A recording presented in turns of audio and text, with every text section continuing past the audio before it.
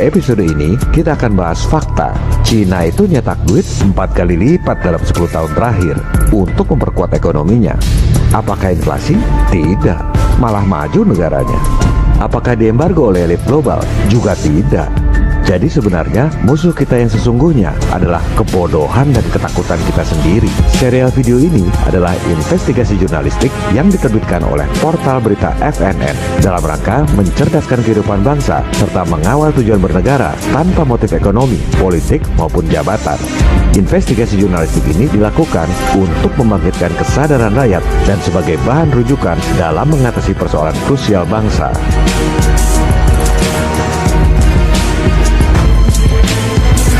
Kita lihat uang M2 yang diedarkan oleh Cina. Kita selalu bicara dengan data, bukan asal ngecap.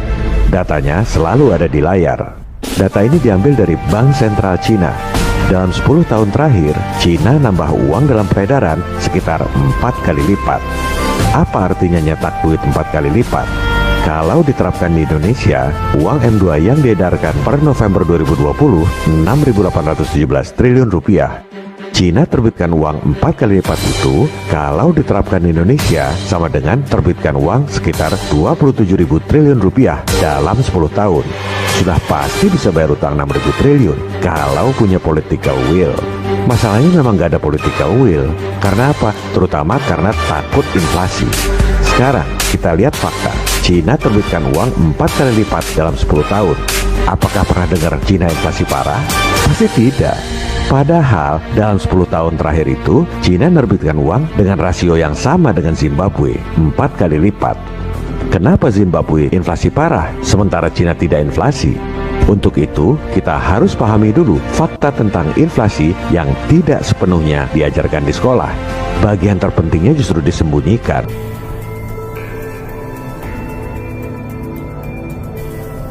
Prinsip dasar inflasi itu sangat sederhana. Hukum penawaran dan permintaan, supply and demand.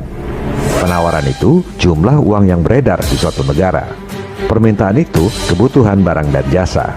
Sangat simpel. Selama penawaran dan permintaan seimbang, nggak akan inflasi. Itu pasti. Contoh sederhananya, kalau di Indonesia cuma beredar duit Rp10.000 dan barang yang dijual cuma 1 mangkok bakso, maka harga 1 mangkok bakso itu Rp10.000. Kalau pemerintah nyetak duit 100 kali lipat jadi Rp1.000.000 dan permintaannya juga nambah jadi 100 mangkok bakso, tetap aja harga semangkok bakso itu Rp10.000. Jadi bukan soal nyetak duitnya, tapi soal demand atau kebutuhan sesuai pertumbuhan ekonomi. Yang jadi masalah itu, kalau uang yang beredar naik 100 kali lipat jadi Rp1.000.000, tapi kebutuhan barang sebenarnya cuma 1 mangkok bakso, maka harga 1 mangkok bakso itu naik dari Rp10.000 jadi Rp1.000.000 per mangkok bakso. Dan itulah yang terjadi di Zimbabwe. Kenapa Zimbabwe inflasi? Karena nyetak duit 4 kali lipatnya cuma dalam setahun terakhir. Dalam setahun itu sebenarnya nggak ada pertumbuhan ekonomi. Duitnya dipakai buat belanja konsumtif. Persis seperti di Indonesia. Pasti inflasi.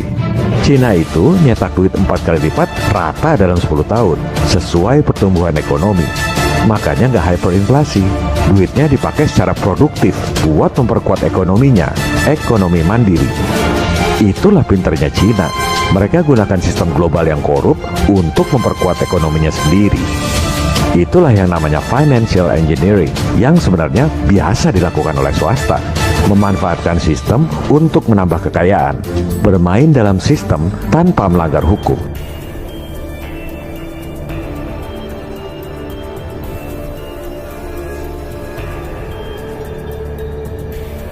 Cina itu bajunya doang komunis, kelakuannya kapitalis. Kita lihat fakta yang tak terbantahkan, yaitu dilihat dari pasar modal terbesar di dunia. Pasar modal itu adalah pasarnya kapitalis. Kita lihat, 2 pasar modal terbesar di dunia, dua-duanya di New York, Wall Street dan Times Square. Nomor 3, 4, dan 7, tiga-tiganya di Cina, Hong Kong, Shanghai, dan Shenzhen. Mau bukti apa? Cina adalah kapitalis berbaju komunis.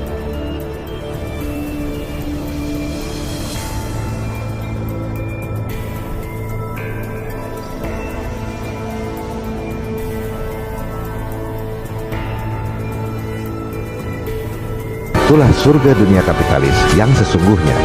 Dan financial engineering itu adalah ilmu barat, ilmu kapitalis, bukan ilmu komunis. Tapi Cina justru melakukan financial engineering lebih berani dari negara-negara barat, sehingga negara-negara barat pada kaget sendiri dengan majunya ekonomi Cina.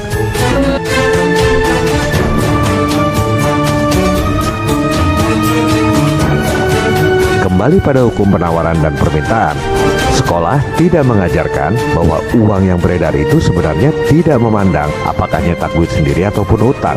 Uang adalah uang, walaupun utang dalam dolar, begitu masuk rekening di Indonesia, tercatat sebagai M2 rupiah dalam peredaran. Ini buktinya.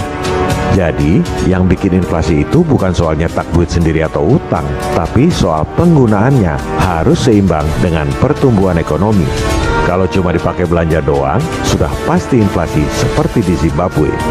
Misalnya, kita nyetak duit 100 triliun buat danai proyek kereta api cepat Cina. Inflasi atau tidak? Pasti tidak, karena uangnya dipakai buat bayar kontraktor-kontraktor di Cina. Beredar juga enggak di Indonesia. Nggak mungkin inflasi. Di Cina pun nggak akan inflasi, karena duitnya memang pendapatan yang membuat ekonomi mereka tumbuh. Sebaliknya, kalau uangnya digunakan buat danai anggaran PEN 688 triliun, itu sudah pasti inflasi. Karena walaupun duitnya utang luar negeri, uangnya beredar dan dibelanjakan di Indonesia. Padahal nggak ada pertumbuhan, cuma belanja konsumtif. Persis seperti di Zimbabwe. Hasilnya, utang nambah sampai nggak sanggup bayar bunga, inflasi parah.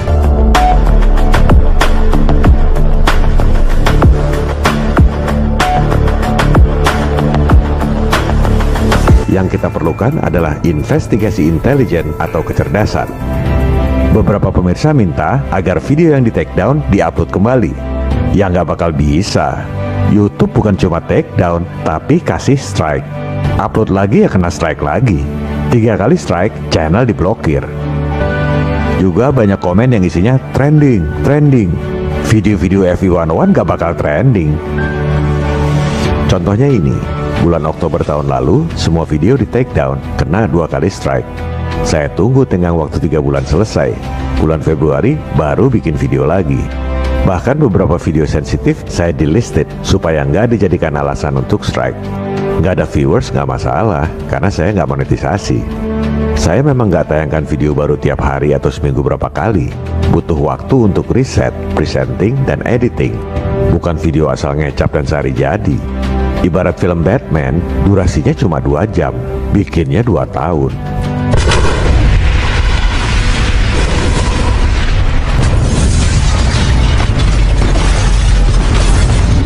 Itu baru namanya karya seni. Nggak bisa disamakan dengan kualitas sinetron yang tiap hari tayang. Kalau channel-channel umum yang dimonetisasi, biasanya kena 2 kali strike, tetap bikin video baru, karena nggak mau kehilangan pendapatan. Akhirnya kena 3 kali strike dan dibredel. Sebenarnya monetisasi itu wajar, penghargaan buat yang bikin video.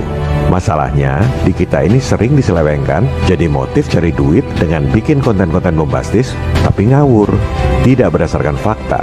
Karena motivasinya memang bukan mencari dan menyampaikan kebenaran, tapi cari jumlah viewers dan subscribers.